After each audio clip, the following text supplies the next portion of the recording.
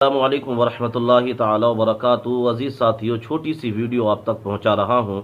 हज़रत मौला अली ने बयान फरमाया है, जिस इंसान को गुस्सा ज़्यादा आता है वो इंसान प्यार भी इतना ज़्यादा करता है और साफ़ दिल भी इतना ही ज़्यादा हुआ करता है।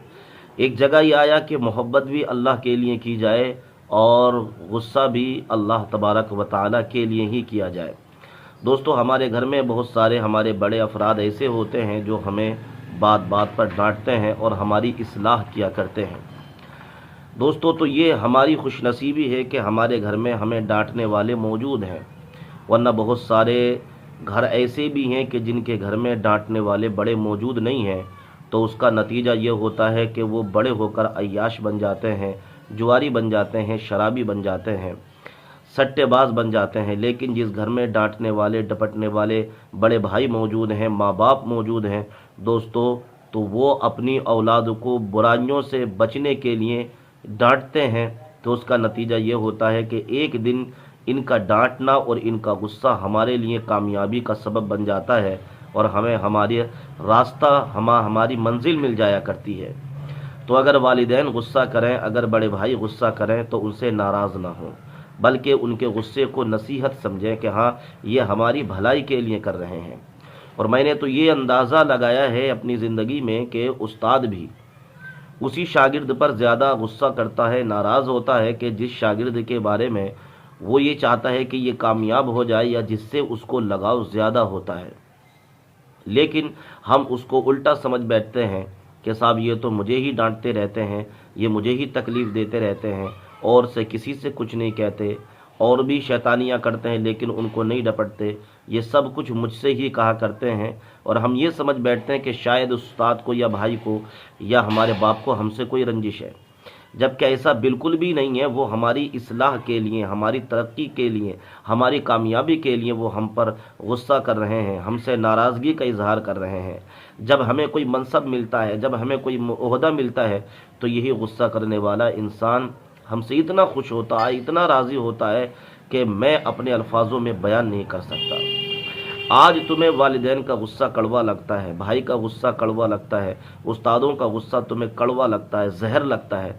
लेकिन एक दिन जब तुम कामयाब हो जाओगे तो तुम्हें ये मालूम चलेगा कि हमारे उस्ताद ने, हमारे भाई ने, हमारे दोस्त ने जो हम पर गुस्सा किया था, उसने जो नाराज़गी का इजहार किया था, आज उनके गुस्से की वजह है कि मैं कामयाब बना हुआ इस मनसब पर बैठा हुआ हूँ। तो अगर आपके घर में आपको कोई डांटने वाला मौजूद है दोस्तों, आप खुशनसीब इंसान हैं। वरना बहुत सारे अहमक इंसान ऐसे भी हैं कि अगर घर में कोई किसी पर गुस्सा करता है तो उसको गालियाँ देते हैं। बाज़ जगह उस्तादों को मार पीटने तक की नौबत आ गई कि साहब उस्ताद मुझसे नफ़रत रखते हैं, जबकि ऐसा नहीं है।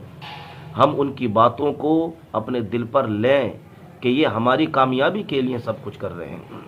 दोस्तों, माँ बाप का गुस्सा, भाइयों का गुस्सा, उस्ताद का गुस्सा आपको कामयाब बनाकर छोड़ेगा, आप ये लिख कर रख लीजिए। और अगर आपने इन्हें गालियाँ दी, आपने इनसे बुग़्ज़ रखा, आपने इनसे हसद रखा, आपने सोचा कि ये मुझे तकलीफ़ देते हैं, तो एक दिन वो आएगा कि आप बर्बाद हो जाएंगे, आपको कोई रास्ता बताने वाला मौजूद नहीं होगा। बहुत सारे नौजवान आजकल इसीलिए तबाह बर्बाद हो रहे हैं, उनकी ज़िंदगी इसीलिए तबाह बर्बाद हो रही है कि वो अपने बड़ों की एक भी बात को बर्दाश्त करने के लिए, उनकी एक भी बात को सुनने के लिए तैयार नहीं है। इसलिए वो बर्बादी के दहाने पर आकर खड़े हो जाते हैं। अल्लाह ताला मुझे, आपको, सबको अपने उस्तादों की ताज़ीम करने की तौफीक अता फरमाए। आइए एक वीडियो है, इसको पैसे दे रहा हूं, आप इसका टिकट बनाइए। टिकट बनाने वाला खुश हो गया, उसने कहा ठीक है, उसने पैसे दिए। पूरी बस ने उस आदमी के लिए ताली बजाई, बाद में पता चला कि उसी ने जेब काटी थी। ये हालात हैं।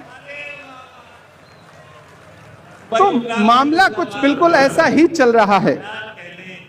मैं ऐसे हालात में चार मिसरे पढ़ने की हिम्मत करता हूं कि मुल्क का उसको वफादार नहीं मानता मैं,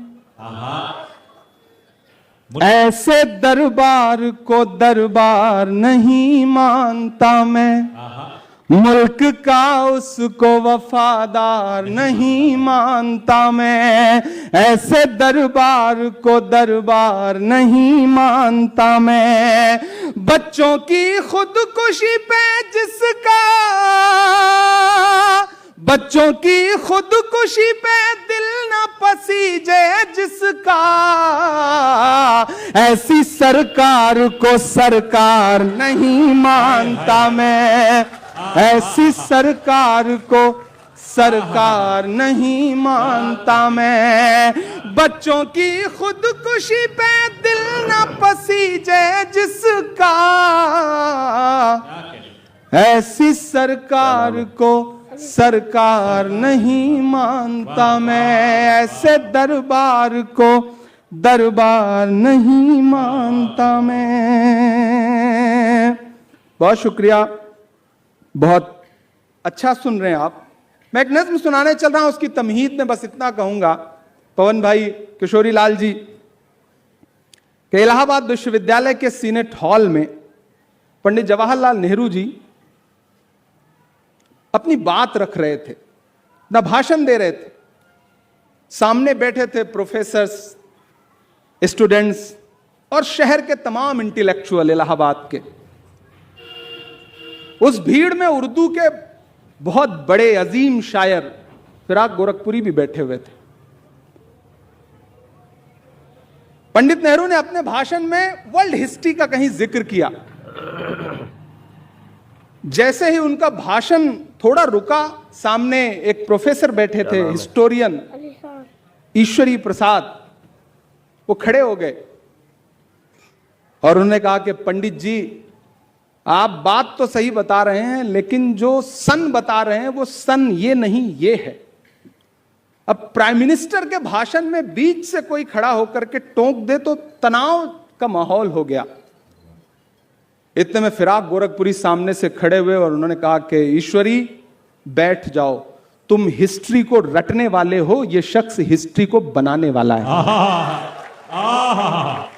अरे बाबा बाबा, आप जिस दौर में जी रहे हैं, तारीखों को बदला जा रहा है, इतिहास को बदला जा रहा है, किताबें बदली जा रही हैं, लेकिन इतिहास बदलने वाले ये भूल रहे हैं कि एक ऐसा इतिहास भी है जो लिखा जा रहा है, पढ़ा आज भले ना जा रहा हो, क्या कहे, आने वाले वक्त में जरूर पढ़ा जाएगा, बावाज़े बुलंद पढ़ा जाएगा। इसलिए भी मैं एक नज़्म आपके सामने रखता हूं और आपसे दुआ मांगता हूं इरशाद आली कि एक यही नारा हम सबको हर पल याद रहे। थोड़ी देर आप मेरे रंग में आ जाइए। एक यही नारा हम सबको हर पल याद रहे, तिरंगा जिंदाबाद रहे, तिरंगा जिंदाबाद रहे। एक यही नारा हम सबको हर पल याद